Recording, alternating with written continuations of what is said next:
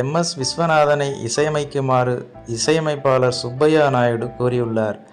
ஆனால் இது குறித்து தயாரிப்பு நிறுவனத்திற்கு எந்த தகவலையும் சொல்லவில்லை.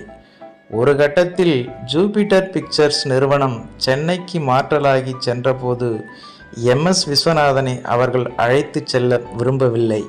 அப்பொழுது எம்.எஸ். விஸ்வநாதனை அந்த நிறுவன உரிமையாளரிடம் அழைத்து சென்ற இசையமைப்பாளர் எஸ்.எம். சுப்பையா நாயுடு, நான் போட்ட பாடல்கள் எல்லாம் நல்லா இருக்குன்னு சொல்லி ரசிச்சிங்களே, இதில் பாதி பாடல்கள் இவன் இசையமைத்தது தான்.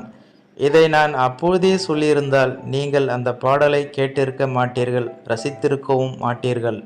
இவன் ஒரு இசை ஞானஸ்தன், இவனை உங்களுடன் அழைத்து செல்லுங்கள் என்று கூறியுள்ளார் இசையமைப்பாளர் எஸ்.எம். சுப்பையா நாயுடு.